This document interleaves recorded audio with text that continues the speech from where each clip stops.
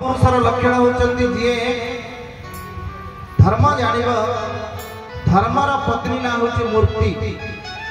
प्रथमे से मूर्ति को पूजा करिवो सेवा करिवो आदर करिवो। जदि मूर्ति को पूजा न करिवो से पिता को किभଳି मानिबो से मां को किभଳି मानिबो परंपरा को केमिति वंश बुनियाद खानदा को मानिबो। तेणु से तापर आसीबो शुभ पवित्र ये जतेक सब होचंती कोन धर्मर वंशधर। आदार विपरीत पाप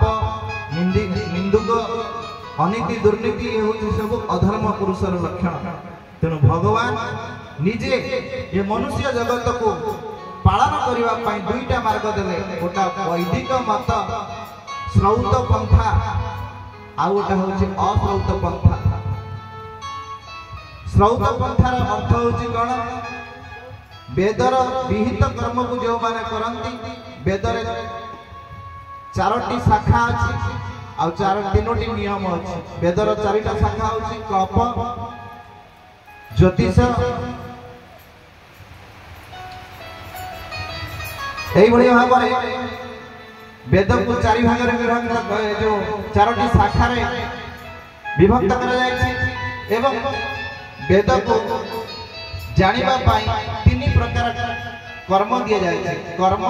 अकर्म विकर्म व्यासदेव कहिछन्ति। कर्म कहिले वेद रे जो नियम कहिछन्ति एई बाटरे जीव एई कर्म करिवो सही कर्म को जो माने पालन करंती वर्णाश्रम धर्म रे 100 थर मनुष्य जन्म हुए बोला देखबा जो माने वर्णाश्रम नियम को कर्म को ठीक भाव रे पालन करंती नाही से माने तिर्यक जोनि को जाते अर्थात पशु कीट तरु तृण हो जाते। आपण माने जानिथिबे आपण को घरे गोटे विज्ञान अछि 10 हांडी दिन कहंती ये को रूप होई करी गला आ ए कथा गरुड़ पुराण रे भी लिखा अछि। तेणु भूल नुहे समस्त जानते किंतु जानिक भूल कर। तेणु वेदव्यास से गुरु रूप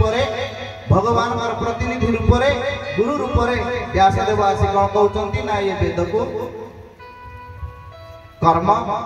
अकर्म अकर्म कहले ईश्वर कर्म भगवान कर्म विकर्म कहले निषिद्ध कर्म विकर्म कहले यही आम करिवो ना। तेणु आज आपण पाखरे ए व्यासदेवंकर जन्म वृत्तांत को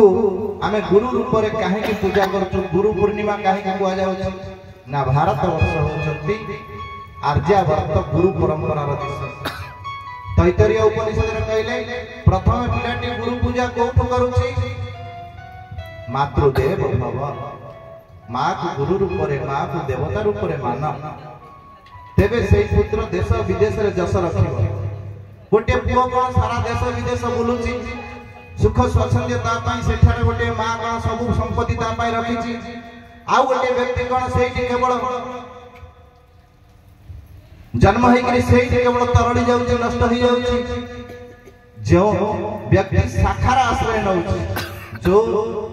मां माने देखिछ गोटे गछ लगांती काकुड़ी गछ बा कखारु गछ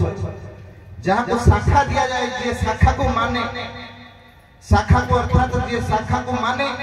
से माने बहुत बलिष्ठ होती ऊपर को उठे बहुत फलंती वृक्ष हुए। जे शाखा को न माने निज को कहे मु बहुत बड़ निज को कर्ता बोली मने करे देहात्म बुद्धि को निजे कर्ता बोली मने करे सेही व्यक्ति संकोचित होई कि सेठारे सड़ी जा ताको ए जगत रे कोन से जगह रे पानी टिके मिले ना ये केवल यही घर व्यतीत से आप कोठी पूरी जगन्नाथ कोन जानि नाही से वृंदावन कोन एवं भारत वर्ष कोन पृथ्वी कोन जानिबो बोला न देखबा या के कृपा करन कहले जे परंपरा को माने शाखा को माने परंपरा दुनिया खंडा। तेणु मातृदेव भव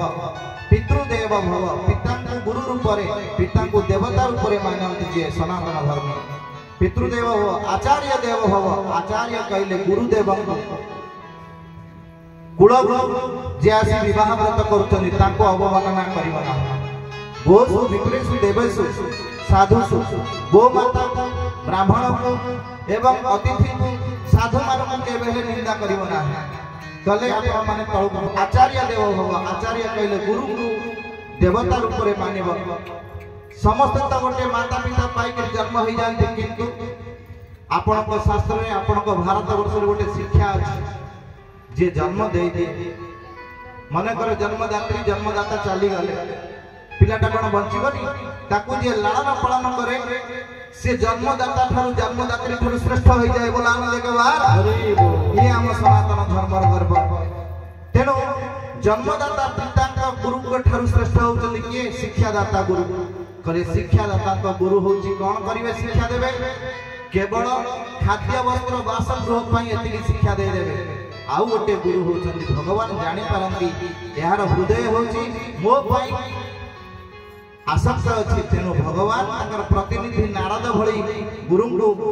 व्यासदेव भଳି गुरु को ब्रह्मा भଳି गुरु को प्रेरण करी तार मंगल विधान करी ताको भगवान को चरण में लगाई दियंती बोलान देखबार तेनो एठारे कहउचंती मातृदेव पितृदेव आचार्य देव अतिथि देव आपण माने टिके आखि बुझी विचार करत आपण को पितृपुरुष समय रे बापा आजा समय आपण जेतोल छोट थिले मामू आसुथिले घर को अतिथि सेवा की भଳି भाबरे होउथला 8 दिन 7 दिन से माने रहउथिले नना आसुतले घरे पीड़ पकाउथिले सेतोल पिला माने बापा मां को सहित समस्त एकाठी होई बसुथिले ताको ऊपर स्वस्ति वाचन चाउल पड़ुथिला चरणामृत पाउथिले वर्तमान टीवी और मोबाइल में एभली व्यस्त हो जाते जदि घर को किए अतिथि आछन अणदेखा करूछन जा घर अतिथि बाहुडे ता पुत्र प्रेत मुक्ति पड़े अतिथि सेवा बड़ा बनाऊ ना तेणु व्यासदेव कहते अतिथि को नारायण रूप में अतिथि को गुरु रूप में मानिब अतिथि को भगवान रूप में सम्मान करिब सनातन धर्म रे